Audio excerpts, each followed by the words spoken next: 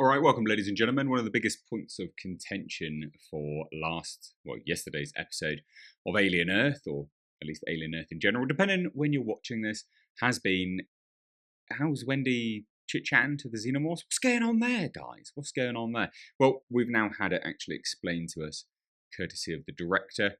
It's not what it looks like. It's not what it looks like at all.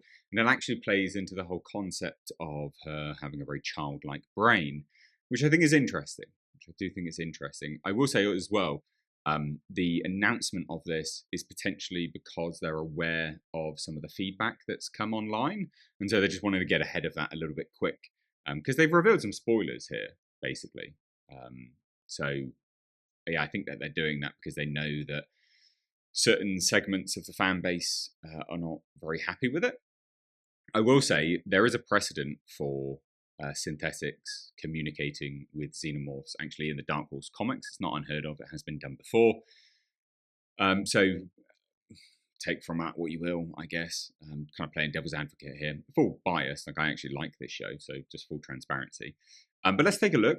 Ladies and gents, please do hit subscribe if you're new here. Do turn the bell notifications on. Sorry for the acoustics. I am on holiday, and I will be back tomorrow in my office doing work with good acoustics and good microphones. But let's take a look. So this is courtesy of, what is this, Decider.com. They had the exclusive on this, which was a bit of a surprise. I've never even heard of them before.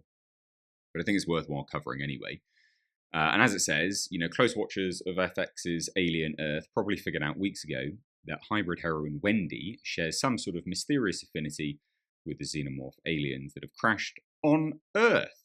We've seen her show sensitivity to not only their chittering, but also to their pain. So spoilers for Alien Earth Episode 4 Observation ahead. So Alien Earth's Episode 4 Observation elaborates further on Wendy's unique ability to communicate with the alien species, showing her learn how to replicate their language. But why is she able to do this? Was Wendy really chosen by the xenomorphs? So perhaps more importantly, how did Alien Earth pull off that insane ending where Wendy is petting the little xenomorph that's just emerged from her own brother's lung? So let's take a look. We get some comments from Noah Hawley on this, so this is why this is quite revealing. So Sydney Chandler says, quote, "I found it scary going into that scene. I've never worked so fully with, a blank space. There was nothing there. So that was fully CGI. And from personal perspective, I actually thought that was quite good visual effects. Actually, I thought it was really good CGI for a change.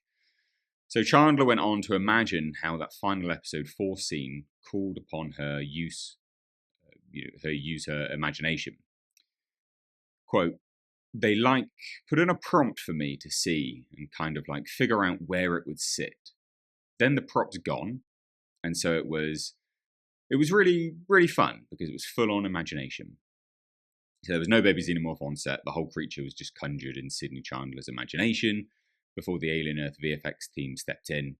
But what's going on with Wendy? Is her connection all in her childlike imagination too? Here's everything you need to know about the meaning behind the end of Alien Earth Episode 4 Observation." And so this is direct from the writer and director, or showrunner. So Alien Earth Episode 4 ending explained. Can Wendy control the xenomorphs? Why can Wendy talk to the aliens? Trying to figure out just what's going on with Wendy and the xenomorphs in Alien Earth. According to series creator Noah Hawley, the genesis for Wendy's ability to tune into the xenomorphs came from none other than the original Alien sequel, Aliens. I've just always been struck by this moment in James Cameron's film, where Ripley has rescued Newt, and they find themselves in the egg chamber. We meet the Queen, and then all these drones come in, and Ripley aims the flamethrower at the eggs. Then the Queen somehow communicates to these drones to back off, and they do. In that moment, you learn so much about these creatures. So Hawley broke it down, and he said further, clearly it's matriarchy. Clearly there's a hive. Clearly they're drones, and clearly they can communicate on some level. Is it a pheromone? Is it telepathy? Is it a language we can hear, etc.? The mystery of how the aliens communicate felt like fertile ground for Hawley and for one of Wendy's idiosyncrasies as a hybrid. Quote, "Nothing is accidental to a kid, right? You know, everything feels meaningful.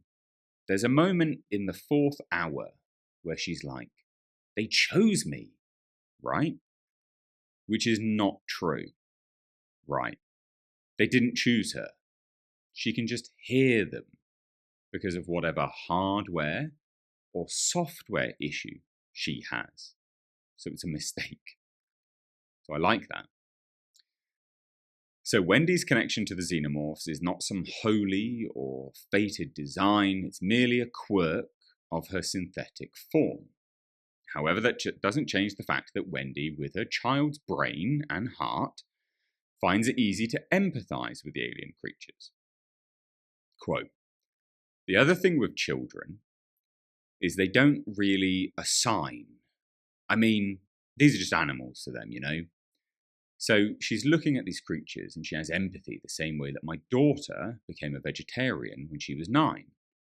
Well, these creatures didn't ask to come here, and maybe they're frightened. You know, she says to her brother, this one, maybe this one could be good, right?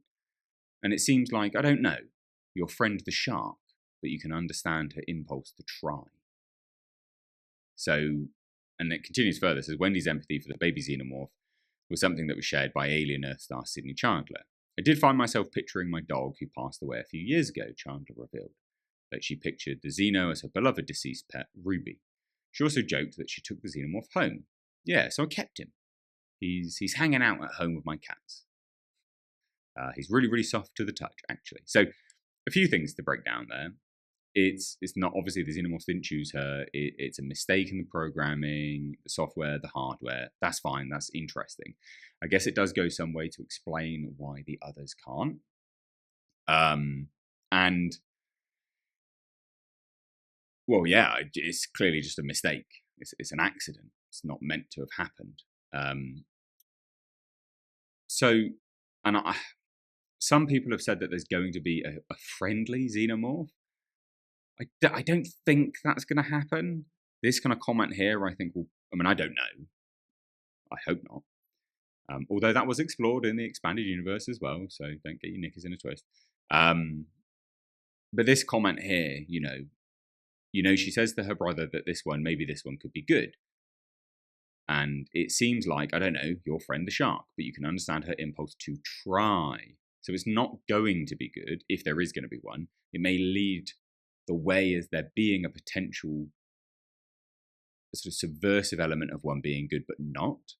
That's what I would take that as anyway. But it's interesting. I mean, that is literally explaining why she was able to talk to him. But she wasn't able to talk to him. She's just imitated it. She's not actually replicated the language in any way, shape or form. She's just replicated some of the noises. So hopefully that puts some people's minds at ease, who knows? But there you go, I thought it was quite interesting, actually. And I like it, and I like the fact that, because lots of people have an issue with the fact that it's children. There's a lot you can do with that, right? Like, grown adults wouldn't act that stupid. You know, a child would, whether it's stupid or misguided compassion, like that sort of suicidal empathy that leftards feel. So I like that. I think it's really, really good. I think it's interesting. So there you go anyway. Just a quick video. Let me know your thoughts down below. Take care. Bye-bye.